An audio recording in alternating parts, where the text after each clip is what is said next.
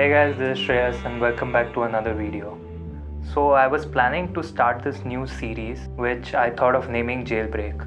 So this series is gonna concentrate on things that are platform specific which can be done or workarounds around the same, or some things which are ecosystem specific. Today we are gonna talk about a feature called AirDrop. iOS users and Mac users might be already aware of it since they use it, and it's really convenient. Completely agree to that.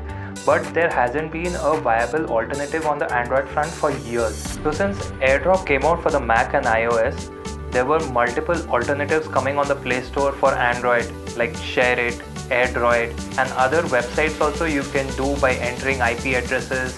Initially, Wi-Fi Direct also existed, and so did Android Beam, but they slowly got scraped off because most people were either not aware of it or did not use it as much. So that's why now Google is slowly rolling out a new feature called Nearby Sharing. This feature will be supported from every device above Android 6, which is a really good news. Right now it is in beta testing. You have to go through a few steps to get it working on your phone. Now I have successfully got it working on a few phones that I have at my disposal, and I can show you a short tutorial around the same. So initially what you have to do is enroll for the Google Play Services beta program, and when you do that, a particular feature will get unlocked. You have to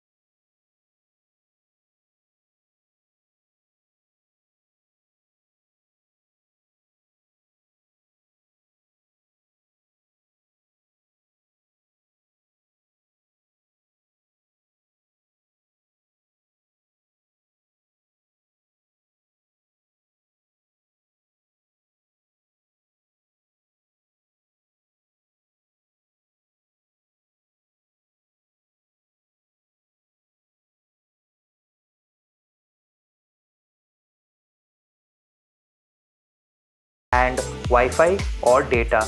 If you choose to do it offline, I'm not sure, I haven't used it till now, and you can see almost 600 MB of file gets transferred in 24 seconds, which is quite fast in my opinion. So I chose to use Wi-Fi. So as I mentioned, this thing is in beta program, so all devices might not support it right now even if you follow the processes. I will link down an article which I followed, and you can follow the procedure as well, and also it has the link for enrolling for the beta program of the Google Play Services. If you do get it to work and it works out well for you and your devices, then great. What I am doing is also trying to find out alternatives how it can work between Android and Windows, so that you can transfer things wirelessly, seamlessly between your phone and your PC as well.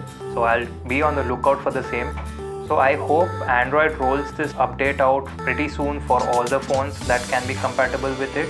You need a few permissions to give, and you need to keep either Wi-Fi or data on with Bluetooth and location. So a combination of these three help in detecting the device and transferring, as you saw.